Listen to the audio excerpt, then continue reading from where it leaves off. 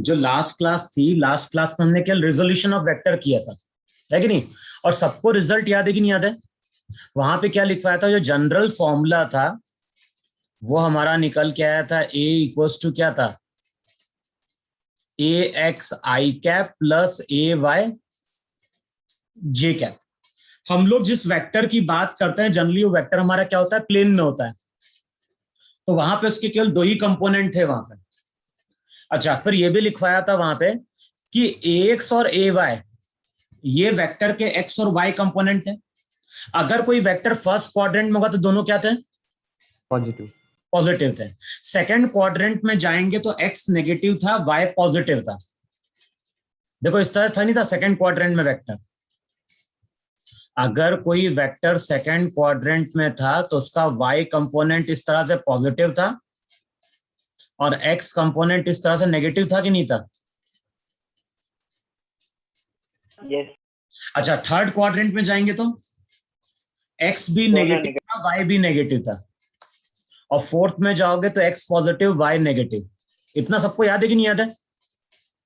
Yes. फिर ये भी अपन ने डिस्कस कर चुके थे वहां पे कि अगर ये एक्स एक्सिस है, ये वाई एक्सिस है, अगर कोई वेक्टर एक्स एक्सिस के साथ कितना एंगल फॉर्म कर रहा है, थीटा, तो जिसके साथ थीटा एंगल था उसके साथ एक्स कंपोनेंट था ए कॉस थीटा और वाई कंपोनेंट हमारा क्या था, ए साइन थीटा। जिसके साथ थीटा एंगल था उसके साथ एक्स कंपोनेंट ए कॉस थीटा था कि नहीं था? यस। और वाई कंपोनेंट हमारा था ए साइन थीटा। अब देखो, अब मैं यहां पे एक डायग्राम ड्रॉ कर रहा हूं। यहां पे हमारे पास एक ब्लॉक है,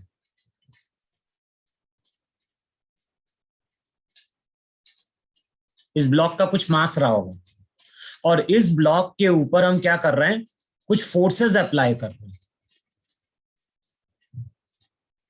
यहां पे हमने एक फोर्स अप्लाई किया 2 न्यूटन का। फिर यहां पे हमने एक और फोर्स अप्लाई किया F2, मान लो 4 न्यूटन का। कितने एंगल पे? At an angle 60 degree. फिर एक और फोर्स अप्लाई कर रहे हैं F3, मान लो F3 अप्लाई कर रहे हैं 2 न्यूटन पे। फिर यहां पे एक और फोर्स अप्लाई कर रहे हैं और मान लो ये F4 फोर्स है और ये 10 न्यूटन का है एट एन एंगल 30 डिग्री। अब बताओ इस ब्लॉक के ऊपर टोटल कितने फोर्स लग रहे हैं? इस ब्लॉक के ऊपर टोटल 4 फोर्स लग रहे हैं, नहीं लग रहे हैं? और फोर्स हमारी वेक्टर क्वांटिटी है। अब क्वेश्चन में क्या बोल रहा है, क्वेश्चन में बोल रहा है find out the total force.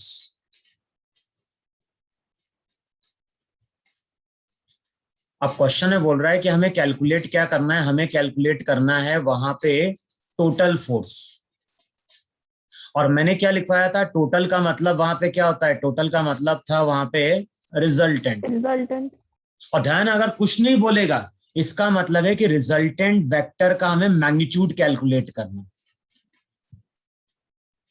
अगर मान लो क्वेश्चन में बोल रहा है कि find out the total force, तो टोटल का मतलब है कि सबको हमें ऐड करना है। और कुछ नहीं बोल रहा है इसका मतलब है कि रिजल्टेंट वेक्टर का हम मैग्नीट्यूड कैलकुलेट करेंगे।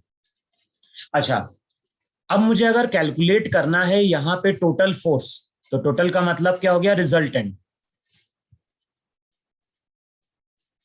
और मैंने क्या लिखवाया था, मैंने लिखवाया था फोर्स स्केलर क्वांटिटी नहीं है। फोर्स अगर स्केलर क्वांटिटी होती तब तो हम सिंपली क्या बोलते, 4 + 2 6 + 2 8 और 10 18 न्यूटन बोलते ही नहीं बोलते। लेकिन फोर्स वेक्टर क्वांटिटी है, तो यहां पे हम बात कर रहे हैं मोर देन 2 वेक्टर्स को ऐड करने की। तो हम करेंगे क्या, इन सबको ऐड करेंगे। लेकिन किस फॉर्म में हम ऐड करेंगे, इनको सब हम वेक्टर फॉर्म में ऐड करेंगे। तो अगर 2 वेक्टर्स होंगे तब तो उनको हम लॉ ऑफ पैरेललोग्राम के अकॉर्डिंग क्या कर लेंगे, ऐड कर लेंगे फॉर्मूले से। लेकिन मोर देन 2 वेक्टर्स होंगे तो इसका मतलब है कि सबको हम वेक्टर फॉर्म में लिखेंगे और उसको वहां पे क्या कर देंगे, सम अप कर देंगे वहां पे। अच्छा तो सबसे पहले F1 को क्या लिखें वहां पे? बताओ, ये 2i cap. वेक्टर किसी एक्सिस के अलोंग है कि नहीं है? ये जो वेक्टर है, ये वेक्टर किसी एक्सिस के अलोंग है, तो F1 को क्या लिख दोगे? F1 को लिख दोगे वहां पे 2i कैप। बताओ F2 को क्या लिखोगे? बताओ, ये जो F2 फोर्स है, ये फर्स्ट क्वाड्रेंट में जा रहा है कि नहीं जा रहा है? Yes.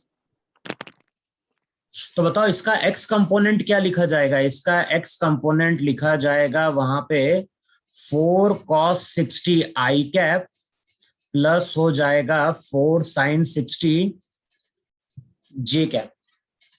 इसको अब सिंप्लीफाई कर दो, cos 60 क्या हो गया 1/2, तो रिजल्ट हो जाएगा 2i cap plus 2√3 j cap. बताओ ये F2 फोर्स होगा कि नहीं होगा वेक्टर फॉर्म में?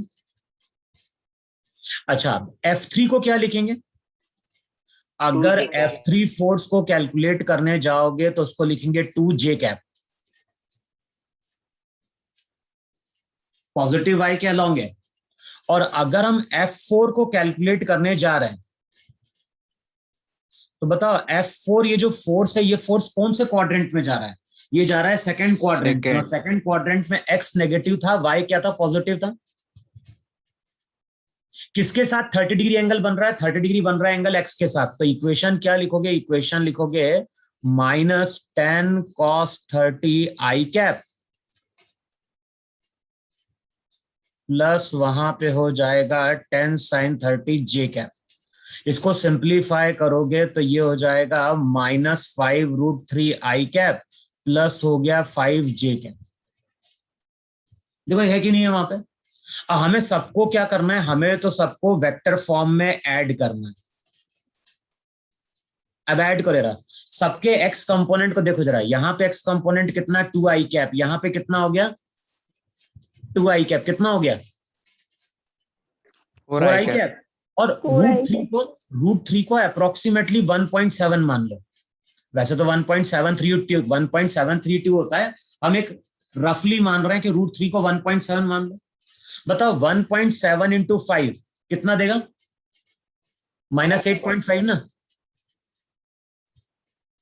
Yes. और -8.5 प्लस 4 क्या दे देगा वहां पे? -4 point. -4.5 i cap.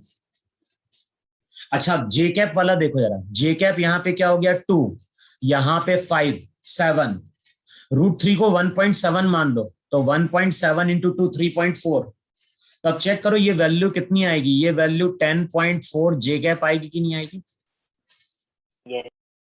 एक रफ मैंने कैलकुलेट किया है, और ध्यान है ये क्या दे रहा है? ये दे रहा है रिजल्टेंट वेक्टर, या ये इक्वेशन क्या बता रही है? ये इक्वेशन बता रही है रिजल्टेंट फोर्स।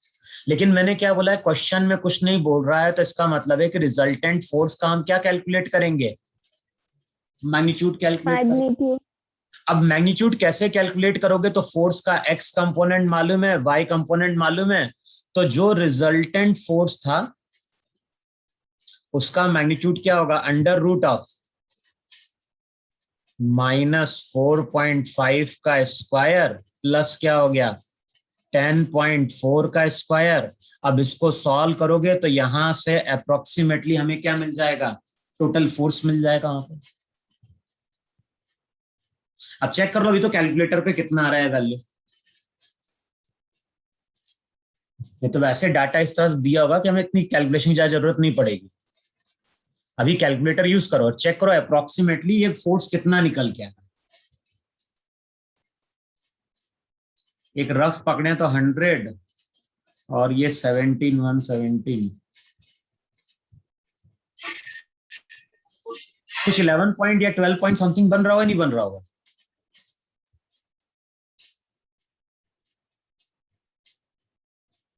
बोलो रफली कितनी आ रही वैल्यू? 128.41 कितना? 128.41 उसका अंडर रूट ले लो। तो 11 अप्रोक्सीमेटली 11-12 के बीच में आएगा कि नहीं आएगा? हाँ तो Yes 11.33 sir, तो 11 मान लेते हो, हमें एग्जैक्ट से मतलब नहीं, मान लो हमने मान लिया कि अप्रोक्सीमेटली ये वैल्यू आ गई 11.6 न्यूटन। तो यहाँ पे हम बोलेंगे कि इस ब्लॉक पे टोटल फोर्स कितना लग रहा है, टोटल फोर्स लग रहा है 11.6 न्यूटन, एक रफ माना है। अच्छा ये बताओ मुझे, ये वेक्टर जो रहेगा ये वेक्टर कौन से क्वाड्रेंट में जाएगा? सेकंड। बताओ इसका एक्स कंपोनेंट क्या है, तो इसका एक्स कंपोनेंट नेगेटिव है कि नहीं है, -4.5। Yes sir. और वाई कंपोनेंट क्या है, पॉजिटिव है कि नहीं है, 10.4। यस। तो ये तुम्हारा कहीं पॉइंट है कि नहीं है? अब ओरिजिन से इसको ज्वाइन कर दो तो ये हमारा वहां पे क्या हो जाएगा, रिजल्टेंट फोर्स हो जाएगा। और लास्ट क्लास में हमने डिस्कस किया था कि अगर रिजल्टेंट फोर्स का डायरेक्शन फाइंड आउट करना होगा तो हम क्या करेंगे, हम केवल मैग्नीट्यूड लेंगे। तो यहां पे अगर एंगल कैलकुलेट करना होगा तो tan थीटा हो जाएगा परपेंडिकुलर अपॉन बेस। मैंने कहा था साइन नहीं लेना है। तो एक बार हम एंगल का मैग्नीट्यूड निकाल लेंगे, बाद में उसको हम ट्रिग्नोमेट्री के अकॉर्डिंग लिख लेंगे, या तो 180 माइनस थीटा कर देंगे या फिर 180 प्लस थीटा कर देंगे। वो डिपेंड कर रहा होगा पॉजिटिव लिखना है कि नेगेटिव लिखना है। बताओ इतना सबको समझ में आया नहीं समझ में आया? Yes sir. इस तरह का एग्जाम्पल मैंने वीडियो लेक्चर में लिया था कि नहीं लिया था? Yes sir. अच्छा।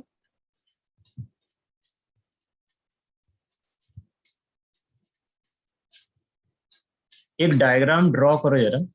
ये भी मैंने इस तरह कंसिडर किया था। यहां पे हम शो कर रहे हैं एक सर्कल।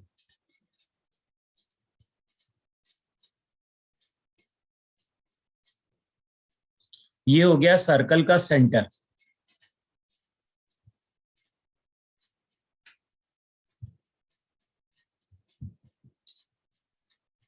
क्वेश्चन है क्या मॉड्यूल में इस तरह का जहां पे रिजल्टेंट डिस्प्लेसमेंट कैलकुलेट करना है?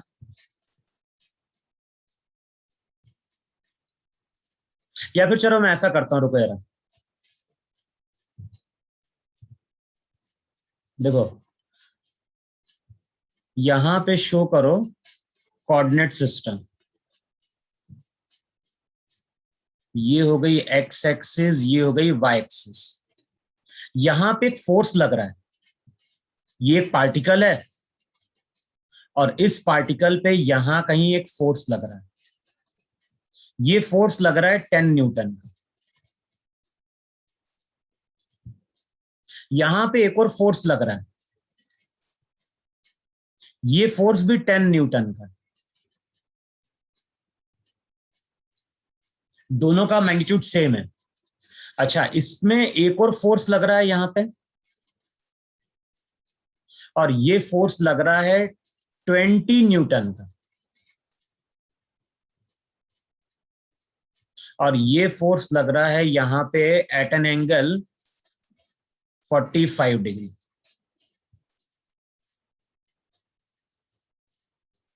बताओ पार्टिकल पे कितने फोर्स लग रहे हैं? 3। हम जिस पार्टिकल की बात कर रहे हैं उस पार्टिकल पे 3 फोर्स लग रहे हैं। अब मैं अगर तुमसे पूछता हूं कि find out the resultant force, तो क्वेश्चन में क्या कैलकुलेट करने के लिए बोल रहा है? क्वेश्चन में कैलकुलेट करने के लिए बोल रहा है find out the resultant force. तो बताना है यहां पे कि पार्टिकल पे रिजल्टेंट फोर्स कितना है।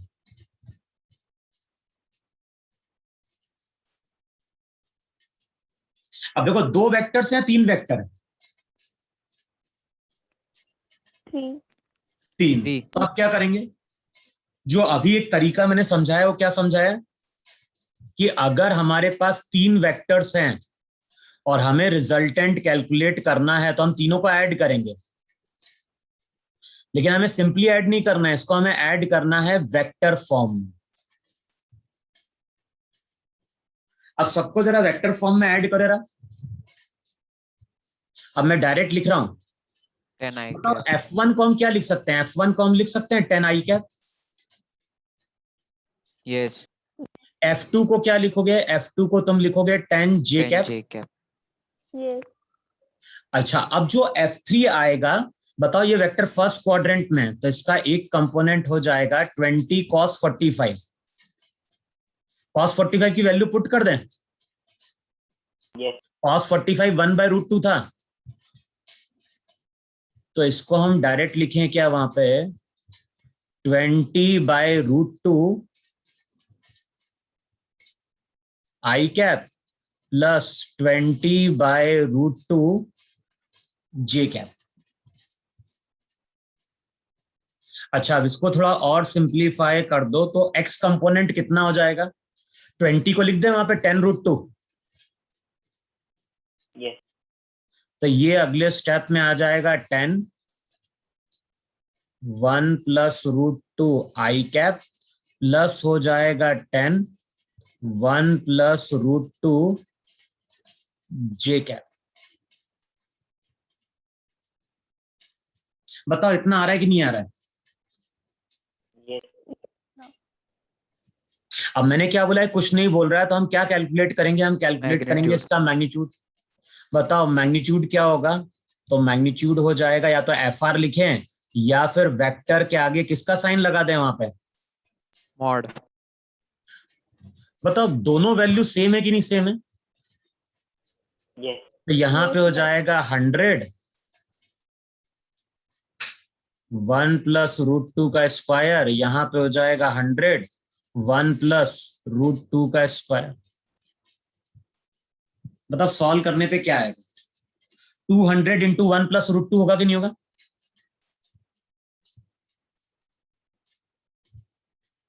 Yes. बताओ क्या चीज बाहर निकलेगी अभी, बताओ मुझे। Yes, sir.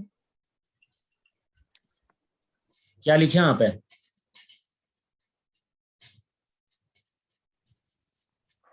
अबे 100 + 100 200 होगा कि नहीं हो गया? और 1 + √2 बाहर निकाल लोगे तो चेक करो ये वैल्यू आएगी क्या? 10√2 × 1 + √2।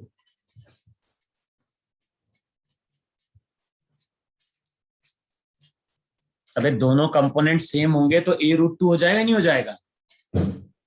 Yes. अब बताओ इसको और सिंप्लीफाई करोगे तो रिजल्ट हो जाएगा 10√2 + 20। बताओ इतना आएगा कि नहीं आएगा?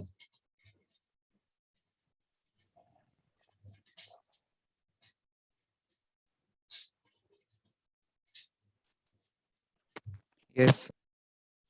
देखो चेक करो इतना बन रहा है कि नहीं बन रहा है? अभी कुछ तो बोलो, हाँ या ना? Yes, sir. Yes. अच्छा अब ये बताओ इसका x कंपोनेंट और y कंपोनेंट पॉजिटिव है कि नहीं पॉजिटिव है? Yes. तो ये Yes, जो sir, रिजल्टेंट positive. फोर्स रहेगा ये कौन से क्वाड्रेंट में जा रहा होगा? First.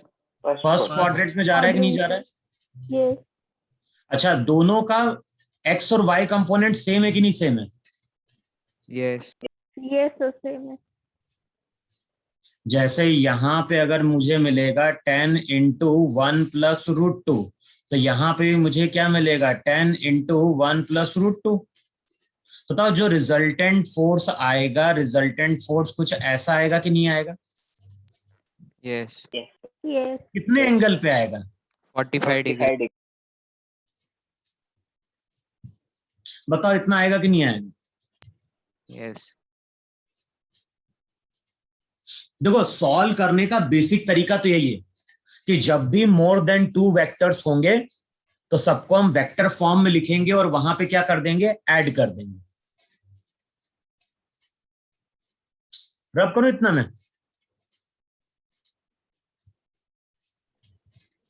Yes, sir. अच्छा अब देखो अब ये सब चीजें क्या होगी? प्रैक्टिस से आएगी जितने हम क्वेश्चन सॉल्व करेंगे वहां। यहां पे देखो कितने वेक्टर्स ये था मुझे पहले? 3 3. वेक्टर थे कि नहीं थे? Yes, sir. तो सबसे पहले तुम देखो यहाँ पे F1 और F2 को देखो जरा, F3 को भूल जाओ जरा। बताओ F1 F2 को हम ऐड कर सकते नहीं ऐड कर सकते हैं according to law of parallelogram? Yes. Yes, sir. अब ये लिखवाया था कि दो वेक्टर्स अगर होंगे, दो वेक्टर्स के बीच में एंगल अगर 90 डिग्री होगा तो इन दोनों का जो रिजल्टेंट आएगा, किसका? F1 F2 का जो रिजल्टेंट आएगा वो बताओ 10√2 आएगा कि नहीं आएगा? √a² + b² से। Yes. Law of parallelogram use करो यार। दो वेक्टर्स के बीच में एंगल अगर 90 डिग्री होगा तो रिजल्टेंट था √a² + b²।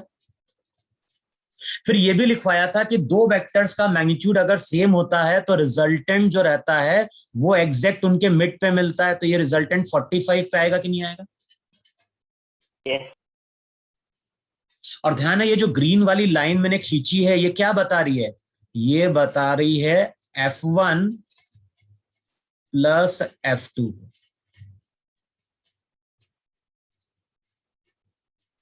अच्छा अब देखो हमने दो वेक्टर्स को ऐड किया, रिजल्टेंट कितना निकल के आया? 10√2. रिजल्टेंट 10√2 आया कि नहीं आया? Yes, sir. अब ये जो रिजल्टेंट आया है इसको तीसरे के साथ देखो यार, बताओ इसको अगर हम तीसरे के साथ देखेंगे तो दोनों का डायरेक्शन सेम हो गया कि नहीं सेम हो गया?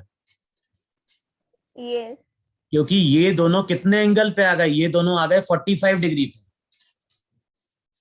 तो पहले मैंने क्या किया, पहले मैंने F1 F2 को ऐड किया, रिजल्टेंट F3 के अलोंग आ गया। अब इन दोनों के बीच में एंगल अगर 0 डिग्री है तो लॉ ऑफ पैरेललोग्राम से तुम क्या बोलोगे? तुम पैरेललोग्राम से बोलोगे रिजल्टेंट फोर्स हो जाएगा 20 + 10√2। बताओ यही आंसर था कि नहीं? कहां पे रिजल्टेंट? Yes. चेक करो रिजल्टेंट फोर्स इतना आया था कि नहीं आया था? 20 + 10√2। Yes, sir. अच्छा ये सभी वेक्टर 45 डिग्री पे है कि नहीं?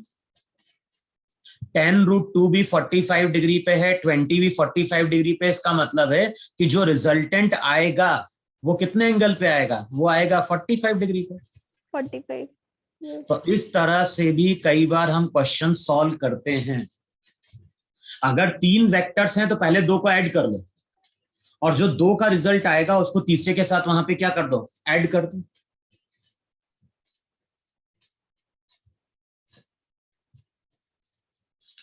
बताओ इतना समझ में आया कि नहीं समझ में आया? Yes. Yes, sir. मॉड्यूल में अगर देखोगे तो मॉड्यूल में क्वेश्चन होगा।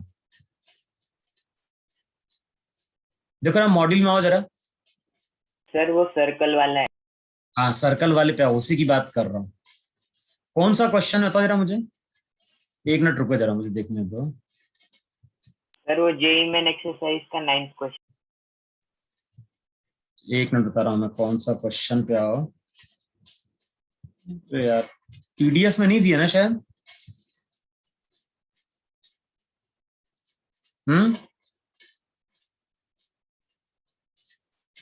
क्या सर? हार्ड कॉपी में। उसकी फोटो डाला जरा ग्रुप में उस क्वेश्चन की।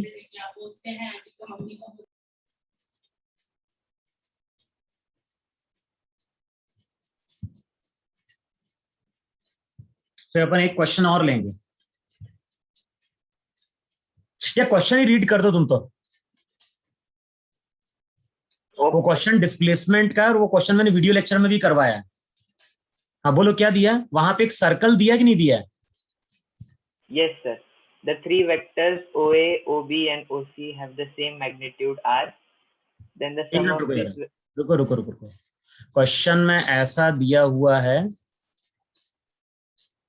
ये दी हुई है एक्स एक्सिस, ये दी हुई है वाई एक्सिस। इसको ओ बोल रहा है ना? हाँ यहां पे एक वेक्टर बोल रहा है, 1 मिनट रुको, यहां पे एक वेक्टर बोल रहा है ओ ए। yes. ओ बी कहाँ है? वाई के अलोंग। सर y के। तो एक वेक्टर दिया है यहाँ पे ओ बी, और एक और वेक्टर दिया है ओ सी। Yes, sir. और 45 चेक करो जो degree. ओ सी वेक्टर है वो कितने एंगल पे? वो है एट एन एंगल 45 डिग्री।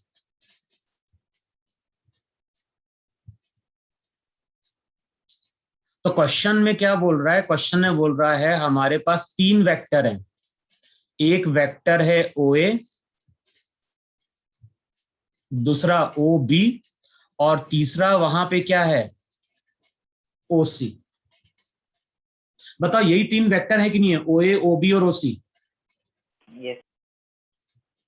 अब अच्छा ये तीनों सर्कल के अलोंग है कि नहीं है? ए रेडियस के अलोंग है कि नहीं है? Yes. तो इन तीनों का मैग्नीट्यूड कितना होगा? अगर मैग्नीट्यूड की बात करें तो मैग्नीट्यूड जो रहेगा बताओ वो सर्कल का रेडियस होगा कि नहीं होगा? Yes. Yes. अब क्वेश्चन में क्या बोल रहा है? Find the sum of these three vectors. तो बताना है यहाँ पे इन तीनों वेक्टर्स का सम क्या है। अच्छा बताओ, अगर हमें इन तीनों वेक्टर्स का सम कैलकुलेट करना है तो देखो, इससे पहले जो क्वेश्चन सॉल्व किया है वही लॉजिक यूज करो। पहले किसको देखो? पहले देखो OA वेक्टर को और OB वेक्टर को। बताओ OA वेक्टर और OB वेक्टर दोनों परपेंडिकुलर है कि नहीं है? अबे दोनों वेक्टर परपेंडिकुलर है कि नहीं है? Yes. अच्छा, दोनों का मैग्नीट्यूड भी सेम है कि नहीं सेम है? Yes. तो पहले दो वेक्टर को ऐड करो। बताओ इन दोनों वेक्टर को अगर ऐड करोगे तो रिजल्टेंट कितना निकल के आएगा? रिजल्टेंट r√2 आएगा कि नहीं आएगा? Yes, sir. Yes, sir. अच्छा, कितने एंगल पे आएगा? तो ये आएगा एट एन एंगल 45 डिग्री। अब ध्यान ना, OA और OB को हमने ऐड कर दिया। अब बताओ ये जो r√2 है ये तीसरे वेक्टर OC के साथ सेम डायरेक्शन में है कि नहीं? Yes. तो अब अगर हम तीनों वेक्टर को ऐड करने जाएंगे तो अब हम क्या बोलेंगे? हम बोलेंगे कि जो भी रिजल्टेंट होगा, मान लो रिजल्टेंट को हम डिनोट कर रहे हैं R से, जो भी रिजल्टेंट है मान लो रिजल्टेंट को हम डिनोट कर रहे हैं C से, तो रिजल्टेंट क्या हो जाएगा? रिजल्टेंट हो जाएगा r√2 प्लस R। देखो इतना आएगा कि नहीं आएगा? पहले दो वेक्टर को ऐड किया, इनका जो रिजल्टेंट आया उसको हमने तीसरे के साथ ऐड कर दिया, और इन दोनों के बीच का एंगल कितना है? इन दोनों के बीच का एंगल 0 डिग्री है। तो आंसर यहाँ पे क्या निकल के आ गया? आंसर निकल के आ गया R इंटू √2 प्लस 1। बताओ इतना समझ में आया कि नहीं समझ में आया सबको? Please repeat, sir. कितने Repeat. वेक्टर्स हैं? 3। तो एक तो तरीका है कि तीनों को वेक्टर फॉर्म में लिखें, ऐड करें और वहां से रिजल्टेंट निकाल लें, लेकिन वो मेथड लेंदी है। तो मैंने क्या बोला? मैंने बोला कि किन्हीं दो वेक्टर को ऐड करो, और यहां पे हम दो वेक्टर्स कौन से ले रहे हैं? हम दो वेक्टर्स ले रहे हैं OA और OB। बताओ इन दोनों का रिजल्टेंट कहां पे आएगा? एग्जैक्ट मिड पे आएगा। क्यों? क्योंकि दोनों का मैग्नीट्यूड सेम है Yes, इतना। sir. तो इन दोनों को ऐड करेंगे, एंगल 90 डिग्री है, तो रिजल्टेंट का फॉर्मूला क्या था? लॉ ऑफ पैरेललोग्राम में √a² प्लस b²। तो √a² प्लस b² r√2 देगा कि नहीं देगा? Yes. अब दो वेक्टर्स को ऐड करने पे r√2 आ गया। अब ध्यान, हम दो वेक्टर को ऐड कर चुके हैं, बचा कौन सा वेक्टर? अब बचा तीसरा वेक्टर। बताओ तीसरे के साथ अगर लोगे तो दोनों के बीच में एंगल कितना आ गया? और लॉ ऑफ पैरेललोग्राम से a प्लस b हो जाएगा। तो a प्लस b वहां पे क्या देगा? r plus r√2। Yes, sir. लेकिन ये मेथड हर जगह एप्लीकेबल नहीं हो पाएगा। ये तभी एप्लीकेबल हो पाएगा जबकि रिजल्टेंट भी क्या आ जाए? थर्ड वेक्टर के अलोंग आ जाए। Yes. बताओ इतना सबको समझ में आई? समझ में? Yes, sir. Yes. अब देखो मॉड्यूल में हो जरा, और मॉड्यूल में एक क्वेश्चन है, PDF में अगर देखोगे तो ये क्वेश्चन नंबर 6 है। मैं क्वेश्चन रीड कर रहा हूं, मॉड्यूल में चेक करो। क्वेश्चन में क्या बोल रहा है? The resultant of 3 vectors of magnitude 1, 2 and 3 unit and whose directions are along the sides of an equilateral triangle taken in the same order is। तो क्वेश्चन में क्या बोल रहा है? हमारे पास एक इक्विलेटरल ट्राइंगल है,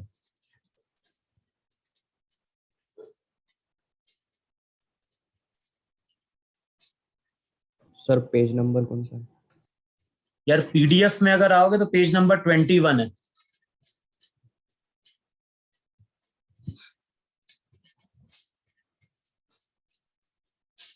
देखा? यस। क्वेश्चन में क्या बोल रहा है? क्वेश्चन में बोल रहा है कि हमारे पास इक्विलेटरल ट्राइंगल है, और इस इक्विलेटरल ट्राइंगल के अलोंग हमने 3 फोर्स अप्लाई किए हैं, और डायरेक्शन क्या है वहां पे, the resultant of 3 vectors. Vector का मैग्नीट्यूड क्या है, एक का मैग्नीट्यूड 1 है, दूसरे का 2 है एंड तीसरे का 3 है, and whose directions are along the sides. तो देखो ऐसा होगा कि नहीं होगा, एक वेक्टर ये हो गया, दूसरा वेक्टर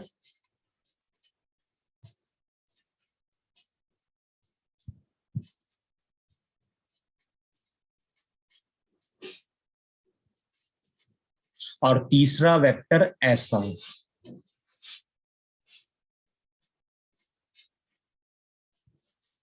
देखो क्वेश्चन सबको दिखा कि नहीं दिखा,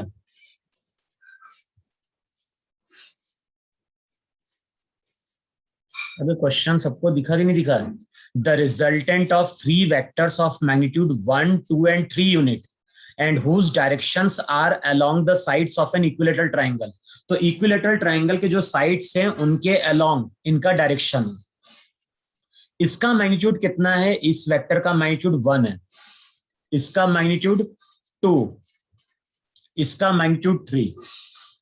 अब बताना है कि इन तीनों वेक्टर का जो रिजल्टेंट होगा वो कितना हो, और इनका ऑर्डर सेम लेना है। सेम का मतलब है कि अगर सबको एंटी क्लॉकवाइज शो करें, सबको एंटी क्लॉकवाइज शो करना है। बताओ सबका हमने डायरेक्शन सेम लिया ही नहीं लिया एंटी क्लॉकवाइज ऑर्डर में? ऐसा नहीं किया कि एक का एंटी क्लॉकवाइज कर दिया, एक का क्लॉकवाइज कर दिया, ऐसा नहीं लेना है हमें, इस तरह से ऑर्डर को सेम रखना है। अब बताओ ये 3 वेक्टर हैं और इन तीनों वेक्टर का तुम मुझे अब रिजल्टेंट कैलकुलेट करके बताओ। कैलकुलेट करो, कैसे कैलकुलेट करोगे?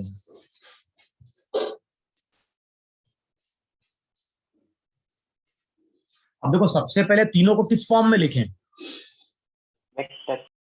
तीनों को वेक्टर फॉर्म में लिखो जरा।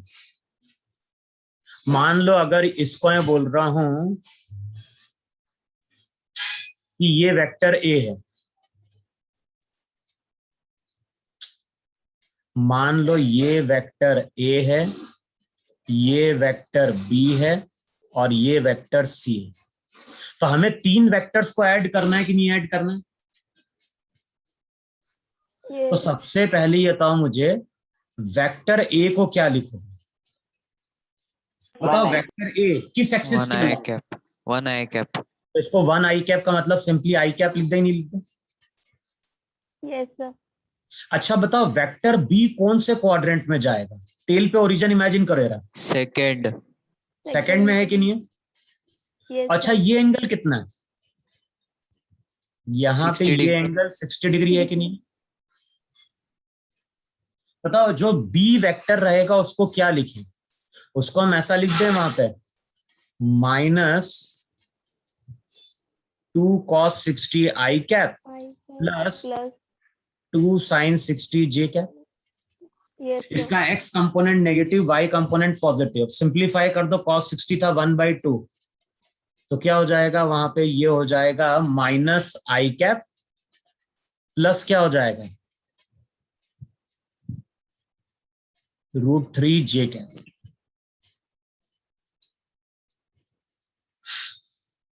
होगा इतना बी वेक्टर? Yes, sir. अच्छा अब आओ जरा वेक्टर सी पे जरा, Third quadrant. बताओ वेक्टर सी थर्ड क्वाड्रेंट में जा रहा है कि नहीं जा रहा है? Yes, sir. Yes, sir. अच्छा अब एंगल चेक करो जरा, ये एंगल कितना बनेगा?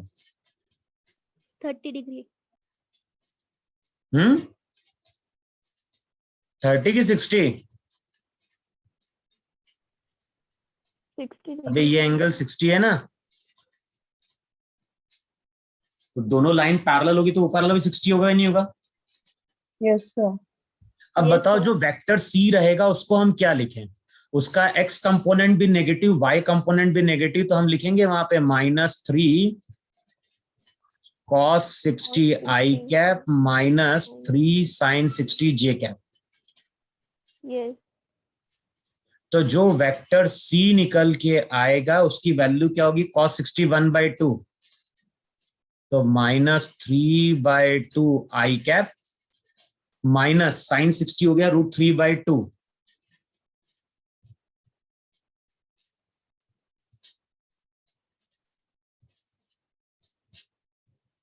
अब रिजल्टेंट वेक्टर को मान लो डी से हम डिनोट कर रहे हैं, तो रिजल्टेंट क्या वेक्टर होगा? रिजल्टेंट होगा ए प्लस बी प्लस सी। अब सबको ऐड करो जरा, आई कैप को और जे कैप को जरा। ये तो कैंसिल आउट हो गया कि नहीं कैंसिल आउट हो गया? Yes. तो बचेगा केवल कितना? -3/2 आई कैप। अच्छा, अब जे कैप वाली टर्म चेक करो जरा, ये हो गया √3 और ये हो गया -3/2 √3, तो कितना आएगा? -√3/2 ना। Yes sir. इन दोनों को ऐड करने पे चेक करो कितना? -√3/2 यस Yes. -√3/2 जे कैप। अच्छा बताओ, किसी वेक्टर का x कंपोनेंट मालूम है, y कंपोनेंट मालूम है, तो हम बोलेंगे जो वेक्टर d आएगा उसका मैग्नीट्यूड क्या होगा? उसका मैग्नीट्यूड होगा √ऑफ -3/2 का स्क्वायर, कितना हो गया? 9/4, और √3/2 का स्क्वायर कितना हो गया? 3/4। 3/4. ये कितना आ गया? 12/4, यानी कितना? √3 ना। Yes. अब चेक करो, जो 4 ऑप्शन दिए हैं, तो एक ऑप्शन दिया है 1 यूनिट, दूसरा ऑप्शन दिया है √6 यूनिट, तीसरा ऑप्शन दिया है √3 यूनिट, और चौथा ऑप्शन दिया है √14। तो जो करेक्ट आंसर होगा वो √3 होगा कि नहीं होगा? Yes. Yes. अच्छा, अब इस क्वेश्चन का, हाँ Sorry to interrupt you, sir. Hmm. Sir, but I think, sir, the answer should be -3/2 I cap minus √3 J cap. -3/2 I cap minus √3 J cap. क्यों? जरा माइनस करो जरा, यहाँ पे √3 है, यहाँ पे चेक करो, यहाँ पे √3 है और यहाँ पे -3/2 √3। करो जरा, कैसे Yes, करोगे? Sir, it will be 2√3/2. So, sir, 2 will be cancelled. हैं? √3 बाहर निकालो जरा, तो 1 - 3/2 बनेगा ही नहीं बनेगा? Yes, sir. तो क्या देगा? Sir, 2/2. Sir, it will be cancelled. -half into √3 check करो ना, कैसे कर रहे हो तुम, बताओ जरा। देखो, जब तुम माइनस करने जाओगे तुम ऐसा लिखोगे, नहीं लिखोगे? वहां पे √3 -3√3/2 एलसीएम लोगे? Yes, sir. तो एलसीएम लोगे तो ये हो जाएगा 2√3 -3√3 whole divided by 2। Okay, 2√3 sir. -3√3 क्या देगा? Yes, sir. Thank है you, ना? sir. Yes, sir. Thank अच्छा, you, अब ये sir. बताओ मुझे, इस क्वेश्चन के 2 पार्ट थे। फर्स्ट पार्ट में तो एक तो कैलकुलेट करना था वहां पे कि रिजल्टेंट कितना है, और सेकंड पार्ट में क्या बोल रहा है? In the above equation the resultant vector makes an angle of. अच्छा, ये जो रिजल्टेंट वेक्टर ये कौन से क्वाड्रेंट में जा रहा है? Third third quadrant. Corner. Third quadrant में जा रहा है। इसका एक्स कंपोनेंट कितना है? इसका जो 3/2. एक्स कंपोनेंट है Minus. -3/2, Y component -√3/2। तो ये पॉइंट होगा कि नहीं होगा? ओरिजिन से इसको ज्वाइन कर दो तो बताओ ये रिजल्टेंट होगा कि नहीं होगा? डी। Yes, sir. अब मैंने क्या बोला था? मैंने बताया कि केवल मैग्नीट्यूड कंसिडर करो जरा। तो मान लो ये एंगल मेरा अल्फा है। अब चेक करो जरा, tan अल्फा की वैल्यू क्या होगी? tan अल्फा हो जाएगा परपेंडिकुलर √3/2 अपॉन 3/2। तो चेक करो 1/√3 आ गया कि नहीं आ गया? Yes sir. 1/√3 का मतलब है कि जो अल्फा होगा वो 30 डिग्री आएगा कि नहीं आएगा? लेकिन ये 30 डिग्री किसके साथ आ रहा होगा? हॉरिजॉन्टल के साथ ना, Negative. नेगेटिव एक्स के साथ। नेगेटिव एक्स के साथ। और इसके साथ कितना एंगल बनेगा? जैसे मान लो, देखो यहां पे अगर इसको एक्सटेंड कर दें तो जो रिजल्टेंट है, रिजल्टेंट कुछ ऐसा बना कि नहीं बना? कितने एंगल पे? 30 पे ना। Yes. अब चेक करो आंसर क्या बोल रहा है। आंसर बोल रहा है 210 degree with the first vector. Yes. बता 210 डिग्री फर्स्ट वेक्टर से है क्या? 180 प्लस 30 सर है। Yes. 30 degree with the first vector. भाई एंगल पॉजिटिव हमेशा एंटी क्लॉकवाइज मेजर किया जाता है, नहीं मेजर किया जाता है?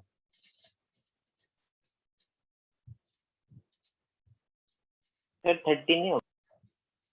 हाँ तो मैं बोल रहा हूँ 4 ऑप्शन दिए। एक ऑप्शन दिया है 210 degree with the first vector, 30 degree with the first vector, 60 degree with the first vector और 120 degree with the second vector.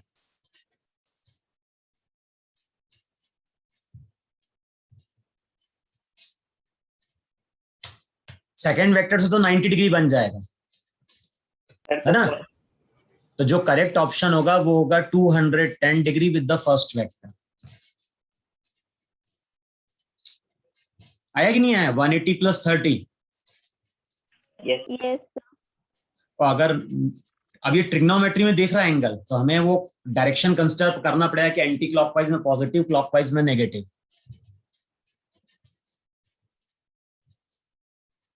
बताओ इतना सबको समझ में नहीं समझ में आई कैसे हम 3 वेक्टर और 4 वेक्टर को ऐड करेंगे? Yes. और Yes, ध्यान, sir. फिजिक्स में वेक्टर का केवल यही यूज है कि हमें वेक्टर को ऐड करना आना चाहिए।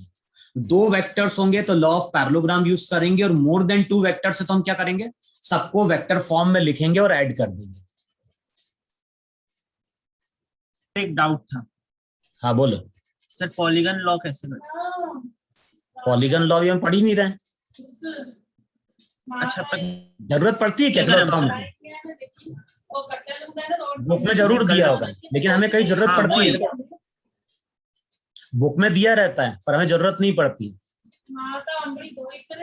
भाई देखो, अपने को क्या करना है, अपने को सिंपली ध्यान रखना है कि 2 वेक्टर्स होंगे तो लॉ ऑफ पैरेललोग्राम यूज कर लो, 2 से ज्यादा तो रिजॉल्व कर। अब जब मैथ्स में जाओगे तो बहुत सारे लॉ होते हैं, पॉलीगन लॉ होंगे, इन सब की जरूरत पड़ेगी। हमें फिजिक्स में केवल क्या करना है, ज्यादातर केस में 2 वेक्टर्स होंगे जिनको ऐड करना होगा, 3 भी नहीं होते हमारे इसमें।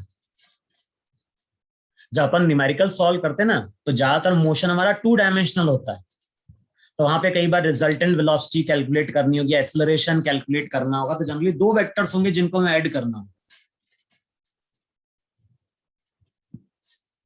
समझ में आया इतना?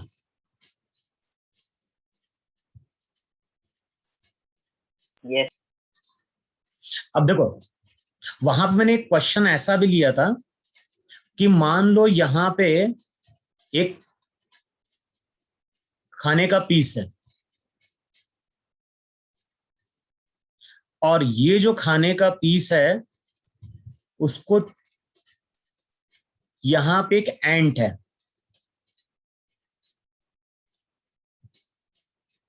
और वो इस तरह से इसको खींच रही है। कितने फोर्स से खींच रही है? तो ये खींच रही है 10 न्यूटन के फोर्स से। एक खाने का पीस है, खाने का पीस पड़ा है टेबल पे, यहां पे एक चींटी है जो 10 न्यूटन के फोर्स से इसको खींच रही है।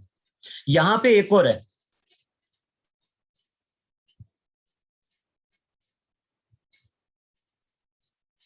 ये जो एंट है ये भी इसको क्या कर रही है? खींच रही है। यहां पे एक और एंट है,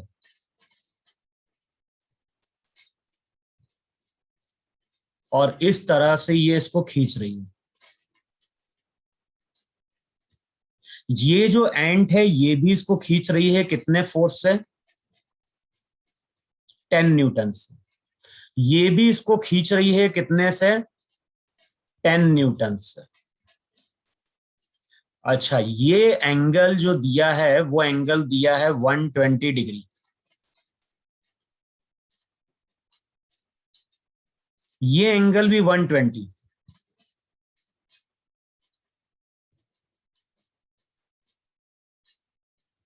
अब बताओ, कोई टेबल पे अगर कोई चीज पड़ी है और उसको 3 लोग क्या कर रहे हैं? अलग अलग डायरेक्शन में खींच रहे हैं, तो क्वेश्चन में पूछता है कि ये जो खाने का पीस है ये किस डायरेक्शन में मूव करे? तो अगर कोई ऑब्जेक्ट है और उस ऑब्जेक्ट को तीन लोग डिफरेंट डिफरेंट डायरेक्शन में खींच रहे हैं, तो ऑब्जेक्ट उसी डायरेक्शन में जाता है जिस डायरेक्शन में क्या होता है, रिजल्टेंट फोर्स होता है। तो यहां पे क्वेश्चन में जब ये पूछ रहा है कि खाने का पीस किस डायरेक्शन में जाएगा, तो इसका मतलब है कि हमें कैलकुलेट क्या करना है, हमें कैलकुलेट करना है रिजल्टेंट। इतना समझ में नहीं समझ में क्वेश्चन में? अच्छा तो Yes, ये sir. अगर 120 है, ये 120 है, तो ये भी कितना होगा? 120. 120। इसका मतलब है कि तीनों फोर्स आपस में 120 डिग्री का एंगल, ये तीनों फोर्स आपस में क्या कर रहे हैं, 120 डिग्री का एंगल फॉर्म कर रहे हैं। अच्छा अब यहां पे तीन फोर्स हैं, तो इसको बोलो F1 वेक्टर दो, इसको बोलो F1 बोल दो, इसको F2 वेक्टर बोल दो, इसको F3 वेक्टर बोल दो।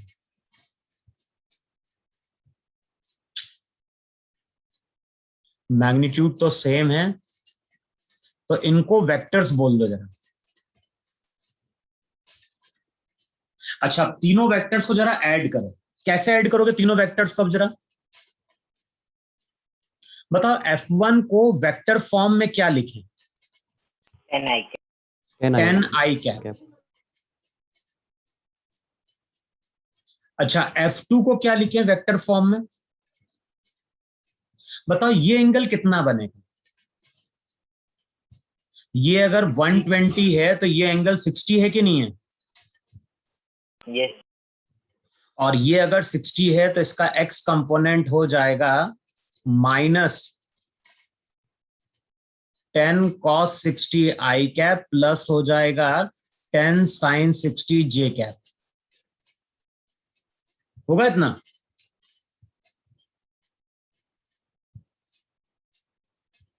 अब इतना होगा कि नहीं होगा? Yes. अच्छा अब बताओ मुझे F3 को क्या लिखोगे? अच्छा F2 को थोड़ा सिंप्लीफाई कर दो जरा। F2 को अगर सिंप्लीफाई करोगे तो ये हो जाएगा -5 i cap plus 5√3 j cap. अच्छा F3 वेक्टर कौन से क्वाड्रेंट में जा रहा है? थर्ड। ये एंगल कितना बनेगा? ये अगर 60 है तो ये भी कितना है? 60। तो इसका x कंपोनेंट हो जाएगा, अब मैं डायरेक्ट लिख दूं वहां पे, -5 i cap -5√3 j cap. x component हो जाएगा 10 cos 60 i cap, y component हो जाएगा -10 sin 60 j कैप। हमें कैलकुलेट क्या करना है? हमें तो कैलकुलेट करना है इन तीनों का रिजल्टेंट। तो रिजल्टेंट फोर्स हो जाएगा F1 plus F2 plus F3। अभी हम मेथड को फॉलो कर रहे हैं कि तीन वेक्टर से तीनों को वेक्टर फॉर्म में ऐड करेंगे। अच्छा अब ऐड करेंगे तो ये 10 ये -10 से कैंसिल आउट होगा कि नहीं होगा? और ये प्लस 5√3 ये -5√3 से कैंसिल आउट होगा, तो रिजल्टेंट 0 आएगा कि नहीं आएगा? Yes. अब बताओ रिजल्टेंट फोर्स अगर 0 निकल के आ गया, इसका मतलब है कि जो भी पार्टिकल रहेगा वो रेस्ट में रहे। यानी तीनों चींटियां इसको खींचती रहेंगी कंटिन्यूअसली, लेकिन ये पार्टिकल हमेशा वहीं पर रुका रहेगा।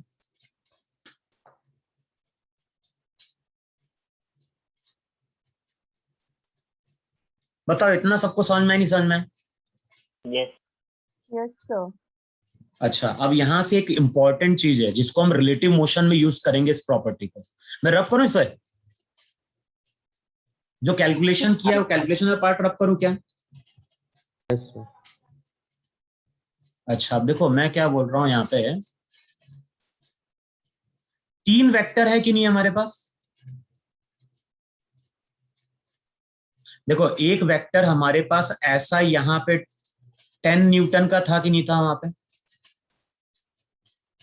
एक वेक्टर हमारे पास ऐसा था 10 और एक वेक्टर हमारे पास ऐसा था 10। अच्छा बताओ इन दोनों के बीच का एंगल कितना है? 120। अब बताओ किसी भी दो वेक्टर्स को अगर ऐड करोगे, एंगल अगर 120 है तो रिजल्टेंट क्या बनेगा? रिजल्टेंट बनेगा under root A square plus B square plus होगा 2 इंटू ए इंटू बी, और लिखवाया था cos 120 होता है -1/2। Yes. इन दोनों में एंगल 120 है कि नहीं है?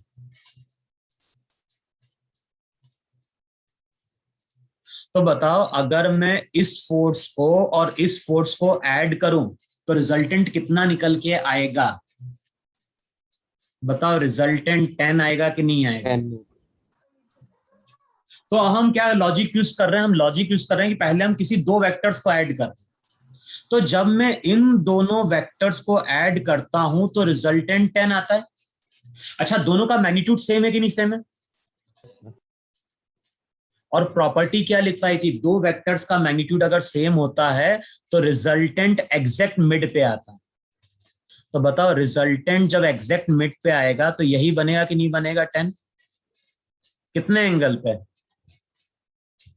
60 degrees. तो हमने पहले क्या किया? दो वेक्टर्स को ऐड किया। अब दो वेक्टर्स को ऐड करते हैं तो रिजल्टेंट 10 आता है। कहां आता है? लेफ्ट की ओर आता है कि नहीं आता है? Yes. Yes, sir. Yes, अब sir.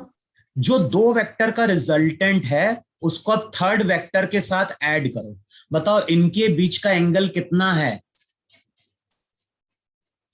180 और 180 होगा तो रिजल्ट क्या होगा? a माइनस बी 0 हो जाएगा, नहीं 0 हो जाएगा? Yes. तो देखो, ये चीज समझना वहां पे कभी भी कि अगर हमारे पास तीन वेक्टर हैं, अगर हमारे पास तीन वेक्टर हैं और तीनों वेक्टर का रिजल्टेंट 0 आ रहा है, अगर हमारे पास तीन वेक्टर हैं और तीन वेक्टर का रिजल्टेंट 0 आ रहा है, तो इसका मतलब है कि किसी भी दो वेक्टर का जो रिजल्टेंट होगा, किसी भी दो वेक्टर का जो रिजल्टेंट होगा वो तीसरे के बराबर होगा और साथ में क्या होगा? ऑपोजिट होगा। बताओ, ये चीज समझ में आ रही कि समझ में आ रही है? ये प्रॉपर्टी को आगे हम कई जगह यूज करेंगे। तीन वेक्टर का रिजल्टेंट अगर 0 है तो इसका मतलब है कि जो दो वेक्टर्स रहेंगे उनका रिजल्टेंट तीसरे के बराबर होगा, लेकिन डायरेक्शन वहां पे क्या होगा? ऑपोजिट निकल के आ रहा।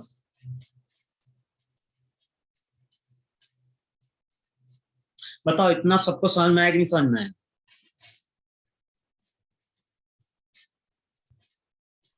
Yes, sir. क्लियर हुआ इतना सबको?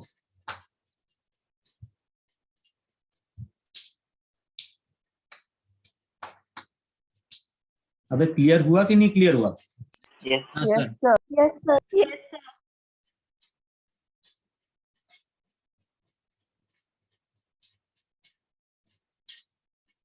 अच्छा, एक चीज और देखो जरा।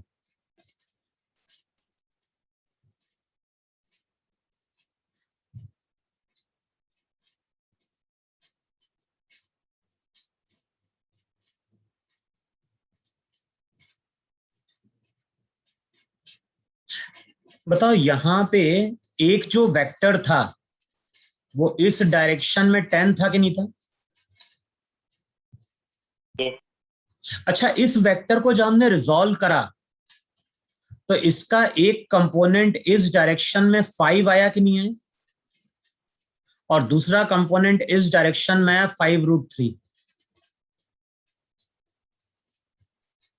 ये सेकंड वेक्टर के दो कंपोनेंट थे कि नहीं कंपोनेंट थे?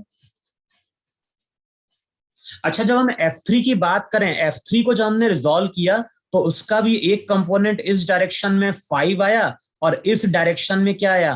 5√3 आया। तो हमें देख के भी ये पता चल रहा है, नहीं पता चल रहा है कि ऊपर वाला कंपोनेंट भी क्या हो गया? कैंसिल आउट हो गया, और इन दोनों का x कंपोनेंट 10 इस 10 को वहां पे कैंसिल आउट कर देगा, तो रिजल्टेंट क्या आना चाहिए? 0 आना चाहिए। Yes. भाई, तीन वेक्टर्स हैं, तीन वेक्टर का रिजल्टेंट अगर 0 निकल के आ रहा है, इसका मतलब है कि जितना x कंपोनेंट राइट की ओर होगा उतना x कंपोनेंट लेफ्ट की ओर होगा, जितना y कंपोनेंट ऊपर की ओर होगा उतना ही y कंपोनेंट नीचे की ओर होगा।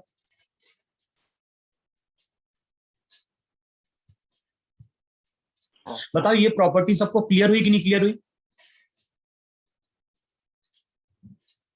मैंने क्या बोला, 3 वेक्टर का रिजल्टेंट अगर 0 है तो इसका मतलब है कि कोई भी 2 वेक्टर्स रहेंगे उनका रिजल्टेंट तीसरे के बराबर होगा और साथ में ऑपोजिट आना चाहिए, यही है कि नहीं है?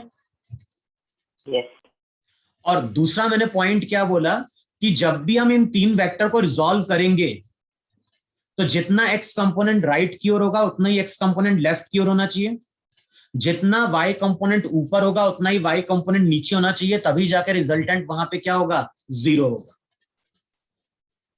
तो ये प्रॉपर्टी ध्यान रखना है, ये प्रॉपर्टी आगे हम कई जगह यूज करेंगे। लिख लिया इतना? अब जो क्वेश्चन है, क्वेश्चन की तुम लोगों को प्रैक्टिस करनी है एडिशन की। मॉड्यूल में ऐसे कई क्वेश्चन होंगे जहां पे मोर देन 2 वेक्टर्स को हम क्या कर रहे होंगे, ऐड कर रहे होंगे। अब नेक्स्ट लिखो वहां पे सब्ट्रैक्शन ऑफ 2 वेक्टर्स।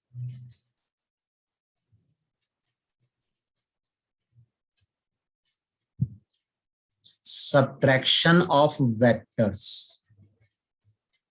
तो अभी तक हमने बात करी थी वेक्टर्स के एडिशन की, अब हम बात करने जा रहे हैं वहां पे किसकी, वेक्टर के सब्ट्रैक्शन की। अच्छा, वहां पे हम लोग क्या डिफाइन करते थे कि एक वेक्टर अगर ए है और दूसरा वेक्टर बी है, एक वेक्टर ए है दूसरा वेक्टर बी है और मान लो इनके बीच का एंगल 60 डिग्री। अच्छा, दोनों का मैग्नीट्यूड गिवन है, मान लो ए का मैग्नीट्यूड 2 दिया है, बी का मैग्नीट्यूड 3 दिया है। अब कोई अगर तुमसे बोलता है कि find out the magnitude of A plus B, तो इसका मतलब क्या हुआ, ए प्लस बी का मतलब रिजल्टेंट हुआ कि नहीं हुआ? Yes, sir.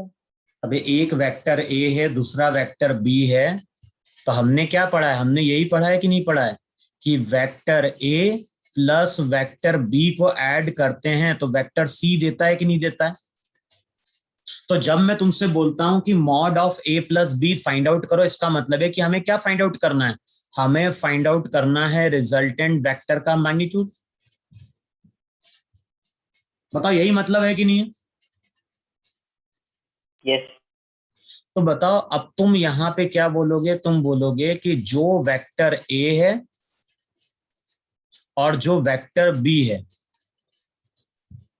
ए प्लस बी का जो मैग्नीट्यूड होगा वो होगा अंडर रूट ऑफ, क्या होगा वहां पे, A square plus B square plus होगा 2 इंटू 2 इंटू 3 कॉस 60 डिग्री। देखो यही होगा कि नहीं होगा? अब इसको सॉल्व कर दो तो वैल्यू चेक कर लो कितनी आएगी, cos 60 हो गया 1/2। बताओ रूट 19 आएगा कि नहीं आएगा? Yes sir. बताओ यहां पे हमने क्या किया, यहां पे हमने 2 वेक्टर्स को ऐड किया कि नहीं ऐड किया?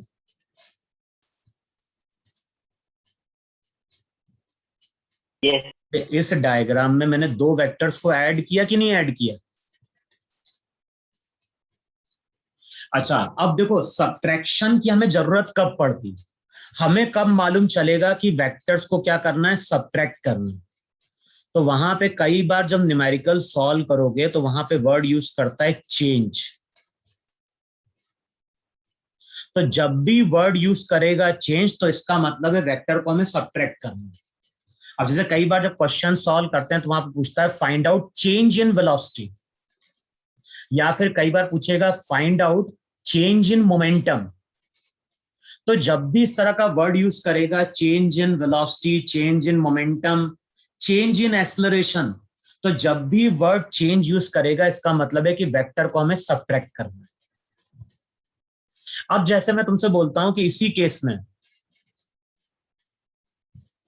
अब मैं तुमसे बोल रहा हूं कि फाइंड आउट करो, इसी डायग्राम की बात कर रहा हूं, वेक्टर ए माइनस बी। बताओ 2 वेक्टर को जब ऐड करते हैं तो वेक्टर मिलता है कि नहीं मिलता है? Yes sir. दो वेक्टर को जब ऐड करो तो वेक्टर मिलेगा, तो दो वेक्टर को सब्ट्रैक्ट करो तो रिजल्ट भी वेक्टर मिलेगा कि नहीं मिलेगा। तो अब मैं तुमसे बोल रहा हूं कि यहां पे दो वेक्टर्स को सब्ट्रैक्ट करो, एक है वेक्टर ए, दूसरा है वेक्टर बी, और इन दोनों वेक्टर को हमें वहां पे क्या करना है, सब्ट्रैक्ट करना है। और ध्यान रखना सब्ट्रैक्शन कुछ नहीं है, सब्ट्रैक्शन का मतलब होता है basically addition of two vectors. जब भी क्वेश्चन में कोई तुमसे बोलेगा कि वेक्टर को सब्ट्रैक्ट करो, तो सब्ट्रैक्ट करने का मतलब कोई नई चीज नहीं है, सब्ट्रैक्ट का मतलब होता है वेक्टर को ऐड करना। अब कैसे ऐड करना है, तो चेक करो, ये जो इक्वेशन लिखी है, इस इक्वेशन को हम ऐसा नहीं लिख सकते क्या, ए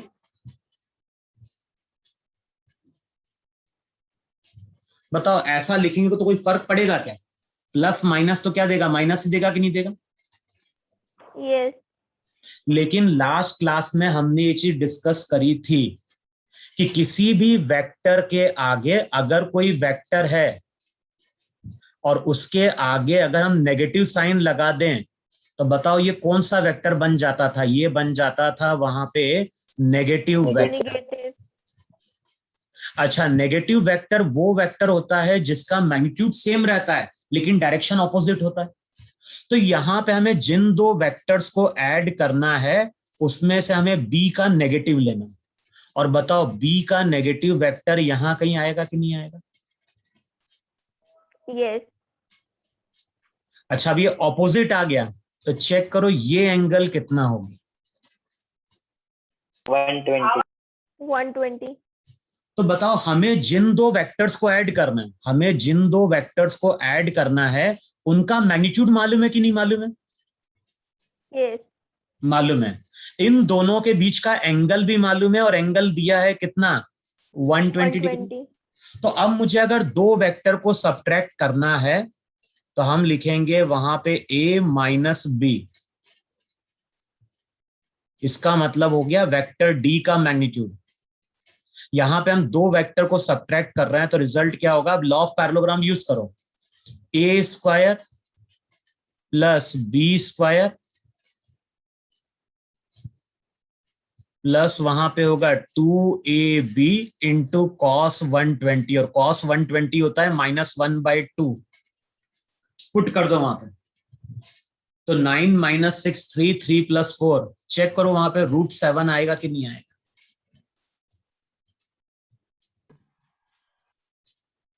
Yes. तो बताओ सब्ट्रैक्शन भी क्या है, सब्ट्रैक्शन भी एक तरह से addition of two Addition. Vectors है, लेकिन जिन दो वेक्टर्स को हम ऐड करने जा रहे हैं उनमें से हमें एक वेक्टर का नेगेटिव वेक्टर लेना और कुछ नहीं करना है।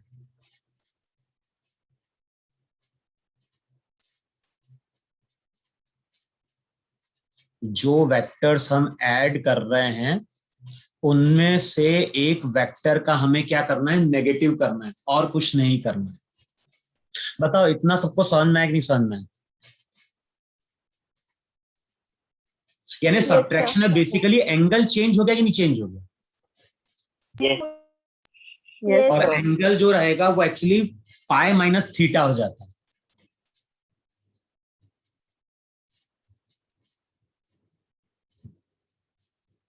ये बोलो किसको इतनी ये चीज क्लियर हुई कि नहीं क्लियर हुई, क्योंकि ये चीज आगे बहुत जगह यूज होगी जहां हमें वेक्टर को सब्ट्रैक्ट करना होगा। बोलो एक्सप्लेन करना है कि फिर से,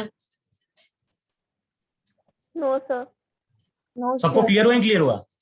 मैंने क्या Yes, बोला है, clear, sir. सब्ट्रैक्शन भी क्या है, सब्ट्रैक्शन भी एक तरह का एडिशन है, Addition. लेकिन यहां पे हमें जिन दो वेक्टर्स को ऐड करना है उसमें से हमें एक का क्या करना है, नेगेटिव लेना है। क्लियर हुआ इतना? Yes. अब देखो इसका जो सबसे पहला मैंने एग्जांपल लिया था सब्ट्रैक्शन ऑफ वेक्टर का, तो वहां पे मैंने इस तरह से एग्जांपल लिया था कि ये ग्राउंड है, ये हो गई वॉल, और यहां पे एक बॉल आ रही है, यहां पे एक बॉल है, बॉल मूव करते हुए आ रही है कहां पे, लेफ्ट की ओर। बॉल का मास दिया है m, बॉल की स्पीड है v।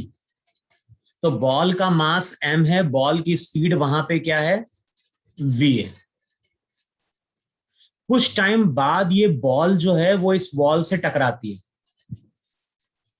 ये जो बॉल है इस वॉल से टकराती है और ये उतनी स्पीड से रिबाउंड कर जाती है। समझ में? जितनी स्पीड से बॉल टकराती है उतनी स्पीड से बॉल क्या कर जाती है, रिबाउंड कर जाती है। अब क्वेश्चन में क्या बोल रहा है, क्वेश्चन में बोल रहा है find out change in momentum of the ball. तो क्वेश्चन में क्या बोल रहा है, क्वेश्चन में बोल रहा है कैलकुलेट करने के लिए find out change in momentum of the ball. तो बताना है कि जो बॉल है बॉल के मोमेंटम में चेंज कितना है। अब बताओ मोमेंटम कौन सी क्वांटिटी है, स्केलर क्वांटिटी है कि वेक्टर क्वांटिटी? वेक्टर। वेक्टर। और मोमेंटम का फॉर्मूला हम क्या लेते हैं, मोमेंटम का फॉर्मूला हम लेते हैं मास इनटू वेलोसिटी। जो डायरेक्शन वेलोसिटी का होता है वही डायरेक्शन मोमेंटम का होता है। मास तो स्केलर है, तो जो भी मोमेंटम रहता है उसको हम लिखते हैं m इंटू वी वेक्टर। बताओ ऐसा लिखते ही नहीं लिखते? अब हमें कैलकुलेट करना है चेंज इन मोमेंटम। तो ध्यान रखना चेंज का मतलब होता है डेल्टा पी। जब चेंज की बात करेंगे तो उसको हम डेल्टा पी से डिनोट करेंगे। और चेंज का मतलब क्या हो गया, चेंज का मतलब हो गया final momentum minus initial momentum. और इसको हमें सब्ट्रैक्ट करना है वेक्टर फॉर्म में। बताओ ऐसा लिखेंगे नहीं लिखेंगे चेंज इन मोमेंटम को? जब भी हम चेंज की बात करेंगे सिंबल डेल्टा यूज करेंगे। चेंज इन वेलोसिटी तो delta we, change in momentum तो डेल्टा पी। अच्छा बताओ, दो तरीके हैं क्वेश्चन को सॉल्व करने के। पहला तरीका क्या है क्वेश्चन को सॉल्व करने का,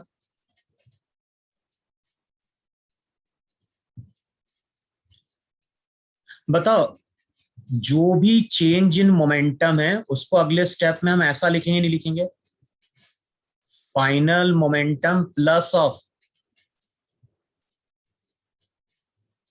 बताओ ऐसा लिखोगे नहीं लिखोगे? फाइनल चेंज इन मोमेंटम को final momentum plus of minus initial momentum. बताओ सब्ट्रैक्शन का मतलब यही कि नहीं, एडिशन ऑफ टू वेक्टर्स। अच्छा इनिशियली मोमेंटम कहाँ पे? मोमेंटम का डायरेक्शन किस पे डिपेंड करता है, मोमेंटम का डायरेक्शन वेलोसिटी पे डिपेंड करता है। तो चेक करो इनिशियल मोमेंटम इस डायरेक्शन में है कि नहीं। अच्छा आफ्टर कोलिजन बॉल लेफ्ट की ओर जा रही है, तो फाइनल मोमेंटम इस डायरेक्शन में है कि नहीं?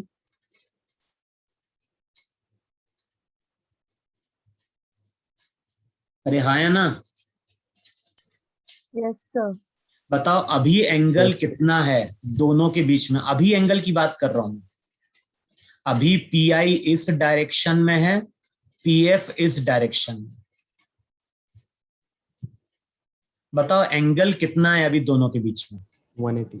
180। लेकिन हमें इन दो वेक्टर्स को ऐड करना है क्या? नहीं, हमें जिन दो वेक्टर्स को ऐड करना है उसमें हमें इनिशियल का नेगेटिव लेना। बताओ इनिशियल का नेगेटिव इस डायरेक्शन में होगा कि नहीं होगा?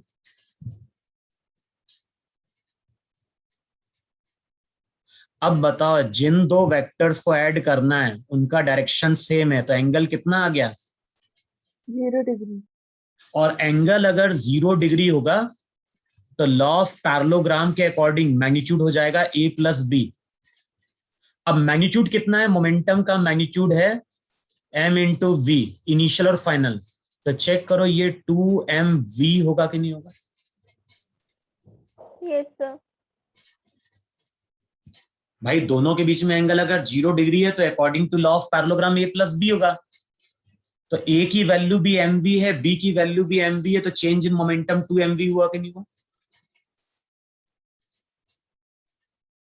Yes, sir. तो ये चीज ध्यान रखना है, जब भी ऑपोजिट डायरेक्शन होता है तो वो टर्म बेसिकली ऐड हो जाती है। अच्छा, दूसरा तरीका ये भी है कि हम वेक्टर फॉर्म में वैल्यू क्यों ना पुट कर दें, तो वो इजी होता है समझने में। बताओ इनिशियल मोमेंटम को हम वेक्टर फॉर्म में क्या लिखें? इनिशियल मोमेंटम बताओ वेक्टर फॉर्म में क्या लिखें? उसका मैग्नीट्यूड है m into V, MV I cap. और किस डायरेक्शन में है? ये है पॉजिटिव x के अलोंग। तो बताओ हम ऐसा लिखेंगे नहीं लिखेंगे mv i cap? I cap. अच्छा, फाइनली मोमेंटम कहाँ है? फाइनली मोमेंटम नेगेटिव x के अलोंग है कि नहीं है? तो फाइनल मोमेंटम को हम लिख सकते हैं वेक्टर फॉर्म में क्या? Minus mv i cap. अब मैंने क्या बोला है? दूसरा तरीका ये है कि इसकी वैल्यू वेक्टर फॉर्म में ही पुट करो। बताओ पुट करो वेक्टर फॉर्म में जब, तो फाइनल वैल्यू हो गई minus mv i cap. Initial value put करोगे तो वो भी क्या होगी? Minus mv i cap. तो रिजल्ट वहां पे हो जाएगा -2mv i कैप, ये वेक्टर फॉर्म में। और इसका मैग्नीट्यूड क्या हो जाएगा? इसका मैग्नीट्यूड तो हो जाएगा केवल 2mv। बताओ इतना समझ में आया कि नहीं समझ में आया सब? Yes, sir. देखो इतना है कि नहीं है वहां पर? Yes, तो sir. दो तरीके हैं वेक्टर को सब्ट्रैक्ट करने के। एक तो तरीका क्या है? हम सब्ट्रैक्शन को बोलते हैं एडिशन ऑफ टू वेक्टर्स। जिन दो वेक्टर्स को ऐड करना है उनमें से एक का हम नेगेटिव ले लें, फिर दोनों के बीच में एंगल कंसिडर कर लें और लॉ ऑफ पैरेललोग्राम से कैलकुलेट कर लें। दूसरा तरीका क्या है कि वेक्टर फॉर्म में पुट कर दो। वेक्टर फॉर्म में पुट कर दिया, आंसर मिल गया हमें कि चेंज इन मोमेंटम वहां पे कितना है? 2mv है। बताओ इतना समझ में आया कि नहीं समझ में आया सबको? Yes, sir. देखो अब करके देखो जरा, ये ग्राउंड है, ये भी बहुत कॉमन क्वेश्चन है और ये बुक में दिया रहता है। ये ग्राउंड है और ग्राउंड पे एक बॉल इस तरह से टकरा रही है।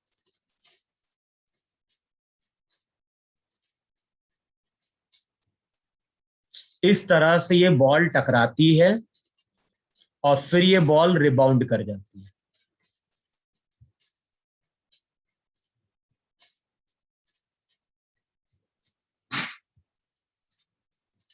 अच्छा, बॉल का मास m है, बॉल की स्पीड v है। तो क्वेश्चन में क्या बोल रहा है? बॉल अगर v स्पीड से टकराती है तो बॉल v स्पीड से रिबाउंड कर रही है। दूसरा क्वेश्चन में बोल रहा है कि बॉल अगर नॉर्मल से थीटा एंगल पे टकरा रही है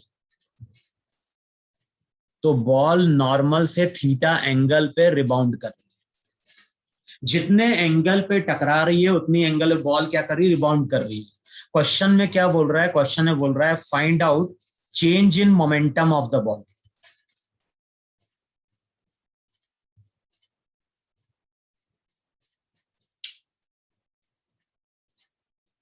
क्वेश्चन में कैलकुलेट करो वहां पे change in momentum of the ball.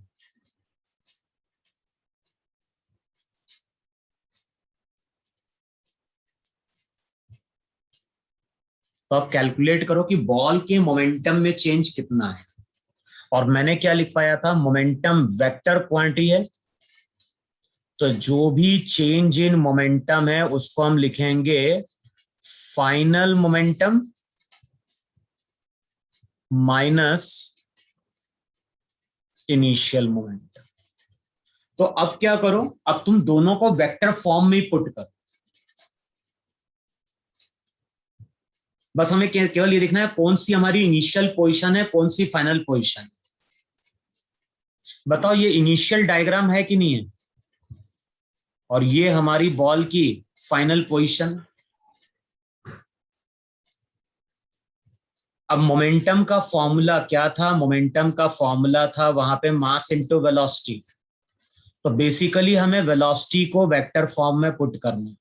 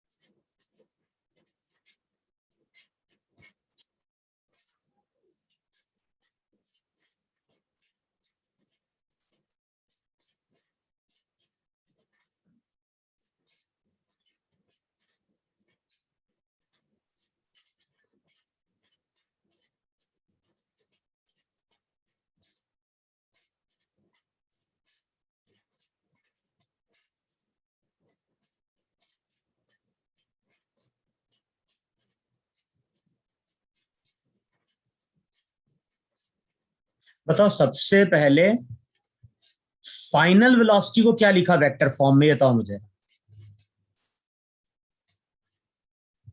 बताओ final velocity vector first quadrant में जा रहा है कि नहीं जा रहा है? Yes. Yes, sir. ये तुम्हारा ओरिजिन होगा कि नहीं होगा? तो फर्स्ट वेक्टर अगर फर्स्ट क्वाड्रेंट में जा रहा है, बताओ किसके साथ थीटा एंगल है? y के साथ है। तो x के साथ जो कंपोनेंट रहेगा वो बताओ, वो v sin theta i cap plus v cos theta j cap होगा कि नहीं होगा? Yes, sir. तो फाइनल मोमेंटम क्या हो गया? फाइनल मोमेंटम हो गया वहां पे m, mv बाहर ले लें और बचेगा क्या वहां पे? साइन थीटा आई कैप प्लस कॉस थीटा जे कैप। बताओ ये फाइनल मोमेंटम है कि नहीं? अब तुम बताओ इनिशियल वेलोसिटी वेक्टर कौन से क्वाड्रेंट में? Fourth. टेल पे ओरिजिन इमेजिन करना है, ध्यान रखना है। ये वेक्टर है तो उसके टेल पे ओरिजिन इमेजिन करो जरा। तो ये कौन से क्वाड्रेंट में जा रहा है? Fourth. फोर्थ में। Fourth quadrant. ऐसा जा रहा है ये वेक्टर। अच्छा ये एंगल कितना है वहां पे? तो चेक करो, ये एंगल भी थीटा होगा कि नहीं होगा? Yes, sir. तो अब बताओ जो final velocity vector, final momentum होगा, बताओ उसको क्या लिखें? मास वेलोसिटी को अगर लिखने जाओगे तो फिर से चेक करो, वैल्यू आएगी वहां पे साइन थीटा आई कैप, इसका x कंपोनेंट साइन थीटा होगा, y कंपोनेंट कॉस थीटा होगा। सर वो बताओ इनिशियल इतना होगा कि मोमेंटम नहीं? है ना? क्या बोल रहे हो? सर वो इनिशियल मोमेंटम है सेकंड वाला। अच्छा सेकंड वाला ये इनिशियल है, इसको पी कर दो। हम्म अब बताओ हमें फाइनल मोमेंटम मालूम है, इनिशियल मोमेंटम मालूम है, सबको वेक्टर फॉर्म में पुट कर दे वहां पे। करो सब्ट्रैक्ट अब जरा। बताओ फाइनल माइनस इनिशियल करोगे तो साइन थीटा आई कैप कैंसिल आउट होगा, कॉस थीटा वाली टर्म ऐड हो जाएगी और रिजल्ट आएगा 2mv cos थीटा जे कैप। चेक करो इतना आ रहा है कि नहीं आ रहा है?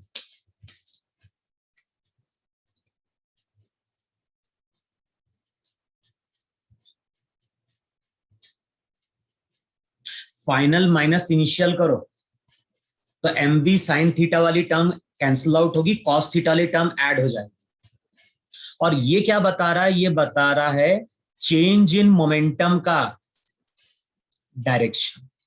इसका मतलब कि जब ये पार्टिकल टकराएगा मोमेंटम में चेंज ऊपर की ओर आएगा और इसका मैग्नीट्यूड क्या होगा? जो भी मोमेंटम में चेंज है उसका मैग्नीट्यूड हो जाएगा वहां पे 2mv cos theta.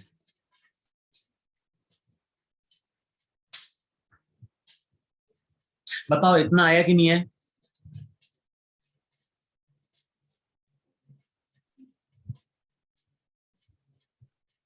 Yes sir.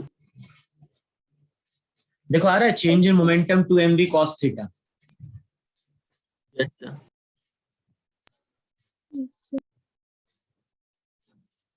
है कि नहीं समझ में इतना?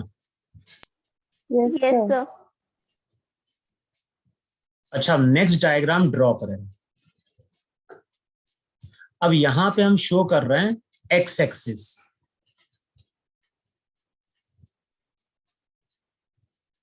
वाई एक्सिस, है ना। डायग्राम मेरा हॉरिजॉन्टल प्लेन में, इन्हें इसको तुम्हें ग्राउंड समझना है। जो स्क्रीन है ना उसको तुम ग्राउंड समझो। तो डायग्राम में ड्रॉ कर रहा हूं हॉरिजॉन्टल प्लेन में, और हॉरिजॉन्टल प्लेन में हम क्या बोल रहे हैं? ये ईस्ट, वेस्ट, नॉर्थ, और साउथ। तो हमने ईस्ट के अलोंग क्या कंसिडर किया है? X axis. नॉर्थ के अलोंग हम क्या कंसिडर कर रहे हैं? Y axis. Y axis. अब यहां पे एक पर्सन है और पर्सन देखो ऐसा चलना स्टार्ट कर रहा है 10 मीटर पर सेकेंड से। बताओ पर्सन किस डायरेक्शन में चल रहा है? ईस्ट के अलोंग चल रहा है कि नहीं चल रहा है? Yes, sir. जो पर्सन है, पर्सन 10 मीटर पर सेकेंड से ईस्ट के अलोंग चल रहा है। अब क्वेश्चन में हम क्या बोल रहे हैं? क्वेश्चन में हम बोल रहे हैं कि जो भी पर्सन है वो कांस्टेंट स्पीड से चल रहा है।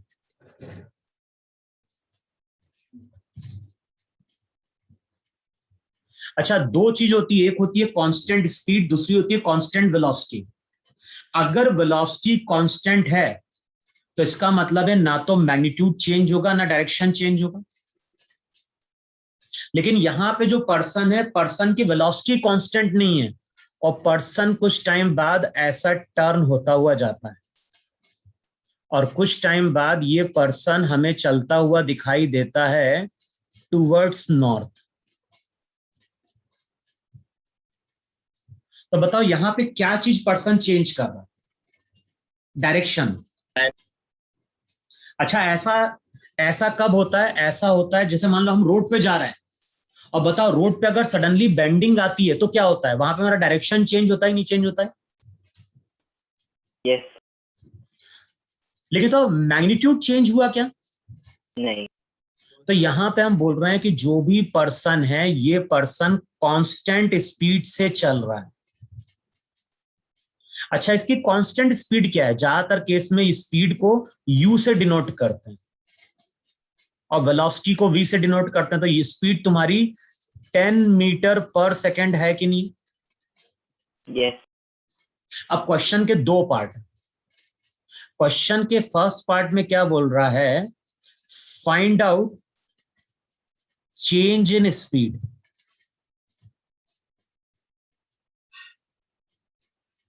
और सेकेंड पार्ट में क्या बोल रहा है? Find out change in its velocity. पहले पार्ट में बोल रहा है चेंज इन स्पीड और दूसरे पार्ट में बोल रहा है find out change in velocity. अच्छा, तो स्पीड कौन सी क्वांटिटी है? स्केलर है वेक्टर? तो ध्यान रखना, फर्स्ट केस में हम ऐसा लिखेंगे, स्पीड को हम किससे डिनोट करते हैं? u से। और जब भी हम चेंज की बात करेंगे तो हमेशा डेल्टा का साइन लगाएंगे। और ध्यान रखना, चेंज को हमेशा लिखा जाता है फाइनल माइनस इनिशियल। लेकिन ध्यान है ये स्केलर क्वांटिटी है तो इसको हम सिंपली सब्ट्रैक्ट कर देंगे, फाइनल माइनस इनिशियल। अब बताओ फाइनल भी 10 है कि नहीं है और इनिशियल भी क्या है? 10। तो हम बोलेंगे चेंज इन स्पीड क्या है? 0। 0. समझ में नहीं समझ में आया इतना? स्पीड मेरी स्केलर क्वांटिटी है तो चेंज का मतलब सिंपली क्या है? फाइनल माइनस इनिशियल का। लेकिन जब हम सेकंड केस की बात करेंगे तो सेकंड केस में हमें कैलकुलेट क्या करना है? वेलोसिटी। और वेलोसिटी को जनरली हम डिनोट करते हैं v से। तो यहां पे हम सिंबल लेंगे डेल्टा v, लेकिन वेलोसिटी वेक्टर क्वांटिटी है तो हम इसको वेक्टर फॉर्म में लिखेंगे। तो यहां पे भी चेंज होगा लेकिन चेंज को क्या लिखा जाएगा? Final velocity vector minus initial velocity vector. अब बताओ हमें दो वेक्टर को सब्ट्रैक्ट करना है कि नहीं करना है? यस सर, कर। अब एक तो तरीका है कि दोनों को वेक्टर फॉर्म में पुट कर दो, जो सबसे इजी तरीका है। तो बताओ इनिशियल वेलोसिटी को वेक्टर फॉर्म में क्या लिखा जाए? 10i। इनिशियल वेलोसिटी वेक्टर को अगर देखोगे तुम 10i कैप लिखोगे, फाइनल को क्या लिखोगे? 10j cap. 10j cap. 10j cap. अब कुछ नहीं करना है, यहां पे वेक्टर फॉर्म में लिख देना। तो फाइनल क्या हो गया? बताओ ये वेक्टर फॉर्म में आया कि नहीं है? Yes. लेकिन ना क्वेश्चन में कुछ नहीं बोलता है तो हम मैग्नीट्यूड कैलकुलेट करते हैं। तो हमें क्या कैलकुलेट करना है? हमें कैलकुलेट करना है चेंज इन वेलोसिटी का मैग्नीट्यूड। अब बताओ मैग्नीट्यूड कैसे मिलेगा? किसी वेक्टर का x कंपोनेंट मालूम है, y कंपोनेंट मालूम है, तो जो भी चेंज रहेगा बताओ उसका मैग्नीट्यूड हो जाए नहीं जाएगा? Under root of ax square plus ay square, -10 का 100 प्लस 10 का 100। तो बताओ ये वैल्यू 10√2 आएगी कि नहीं आएगी?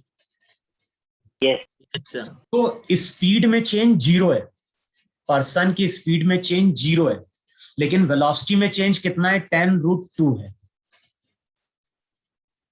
Yes. अच्छा, दूसरा तरीका क्या था सॉल्व करने का? दूसरा तरीका Negative. ऐसा भी है कि नहीं सॉल्व करने का? हम इसको लिखते हैं फाइनल वेक्टर। बताओ इन दो वेक्टर को ऐड करना है। इनिशियल वेलोसिटी वेक्टर इस डायरेक्शन में है, फाइनल वेलोसिटी वेक्टर इस डायरेक्शन में। इनिशियल वेलोसिटी वेक्टर इस डायरेक्शन में, फाइनल इस डायरेक्शन में। बताओ एंगल अभी कितना है दोनों के बीच में? 90 है कि नहीं है? Yes sir. लेकिन हमें जिन दो वेक्टर्स को ऐड करना है उसमें हमें इनिशियल का नेगेटिव लेना है। तो अब बताओ जिन दो वेक्टर्स की बात कर रहे हैं उनके बीच का एंगल कितना हो गया? 90 डिग्री हो गया। 90 डिग्री। तो लॉ ऑफ पैरेललोग्राम से हम क्या बोलेंगे? लॉ ऑफ पैरेललोग्राम से हम बोलेंगे उसका मैग्नीट्यूड हो जाएगा √a²। तो बताओ डायरेक्ट वैल्यू यहाँ पे 10√2 आती कि नहीं आती? भाई दूसरा तरीका ये भी है कि जिन दो वेक्टर्स को ऐड करना है उनमें से एक नेगेटिव है, उनके बीच का एंगल ले लो और लॉ ऑफ पैरेललोग्राम से ऐड कर दो। बताओ दोनों चीजें समझ में आई नहीं समझ में आई? या तो हम वेक्टर फॉर्म में पुट कर दें, या फिर हम लॉ ऑफ पैरेललोग्राम यूज करें और चेक करें कि दोनों वेक्टर बीच में एंगल कितना है। बताओ इतना लिखा तो थोड़ा आगे बढ़े अपन। Yes. अब ये बताओ ये जो चेंज इन वेलोसिटी वेक्टर आया, बताओ अब ये किस क्वाड्रेंट में है? मैं राइट साइड का थोड़ा रब कर रहा हूं पोर्शन। Second quadrant. बताओ राइट साइड का अगर तुम रब करोगे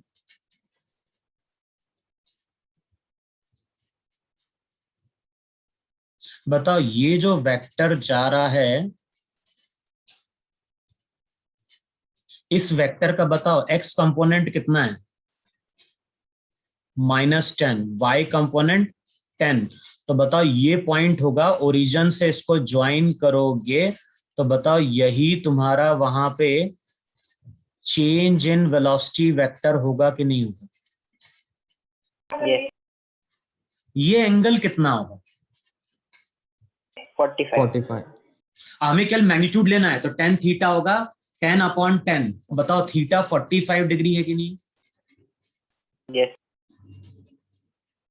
अब देखो थीटा अगर 45 डिग्री होता है तो हम बोलेंगे चेंज इन वेलोसिटी 10√2 है और उसका डायरेक्शन नॉर्थ वेस्ट है। भाई ये डायरेक्शन नॉर्थ वेस्ट आ रहा है कि नहीं आ रहा है? तो ध्यान ना, अगर एग्जैक्ट मिड पे कोई लाइन होती है तो वहां पे हम नॉर्थ वेस्ट बोलते हैं। देखो इसको समझेगा, ये ज्योग्राफी में हम लोग यूज करते हैं। जैसे ये ईस्ट था, वेस्ट, ये था नॉर्थ, ये था साउथ। अगर मैंने यहां पे कोई एक लाइन या वेक्टर खींचा है और ये कहां पे? ये एग्जैक्ट मिड पे, तो इसको हम बोलते हैं वहां पे नॉर्थ वेस्ट। अच्छा नॉर्थ वेस्ट क्यों बोलते हैं? क्योंकि हमारे दो ही पोल हैं, एक नॉर्थ और एक साउथ है। अगर ध्यान है ना, अगर लाइन हमने यहां पे खींची है एग्जैक्ट 45 डिग्री पे, तो ये जो डायरेक्शन रहता है वो कहलाता है नॉर्थ ईस्ट। सिमिलरली अगर यहां पे हम कोई लाइन खींच दें तो 45 पे,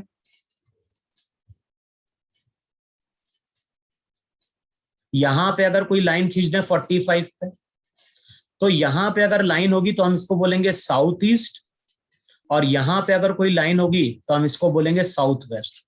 तो जब इस तरह के क्वेश्चन आते हैं तो वहां पे डायरेक्शन पूछता है, तो हम बोलेंगे पर्सन की वेलोसिटी में चेंज 10√2 है और उसका डायरेक्शन नॉर्थ वेस्ट। इतना क्लियर हुआ कि नहीं क्लियर हुआ? लेकिन देखो ये जैसे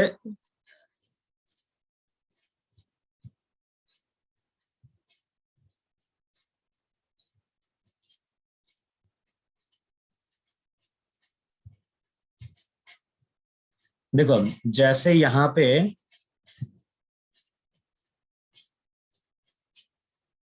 ये ईस्ट था, ये वेस्ट था, नॉर्थ और साउथ। मान लो यहां पे एक हमने लाइन खींची, अब ये मिड पे नहीं है,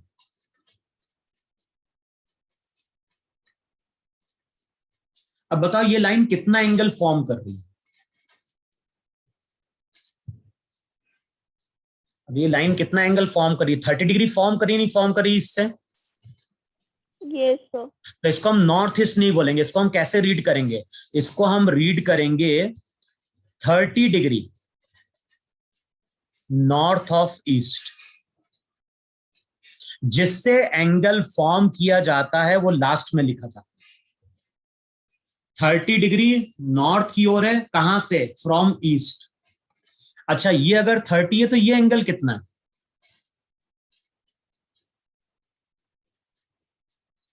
60. तो हम इसको ऐसा रीड करेंगे, इसको अगर 60 डिग्री है तो लिखेंगे 60 डिग्री ईस्ट ऑफ नॉर्थ। जिससे एंगल मेजर किया जाएगा वो हमेशा लास्ट में लिखा जाएगा। आसान में है? किसी ने जो पूछा था मुझसे। हाँ। अब जैसे मान लो मैंने यहां पे एक एंगल, ये एक लाइन खींची 15 डिग्री पे, बताओ 15 डिग्री किससे बन रहा है? West. West. वेस्ट है ना। तो अब लिखने का तरीका क्या होगा? लिखने का तरीका होगा इसका 15 degree south of west. West. भाई 15 डिग्री साउथ की ओर है, लेकिन कहां से? वेस्ट से। अगर मिड में होगा 45 डिग्री तो सिंपली हम north east, north west, south east लिखेंगे।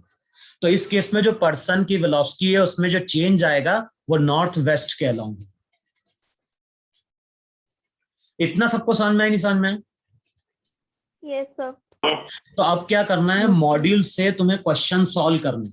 कौन से क्वेश्चन सॉल्व करने हैं? जहां पे वेक्टर्स को ऐड करने के लिए बोल रहा है, चाहे 2 वेक्टर्स हो, चाहे 3 वेक्टर्स हो, या चाहे 4 वेक्टर्स हो।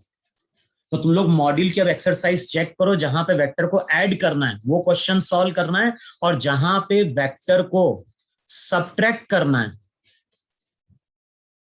तो वो भी क्वेश्चन तुम्हें सॉल्व करना है। अगली क्लास में हम 1-2 क्वेश्चन और सॉल्व करेंगे सबट्रैक्शन के, और उसके बाद हम स्टार्ट करेंगे मल्टीप्लीकेशन ऑफ वेक्टर।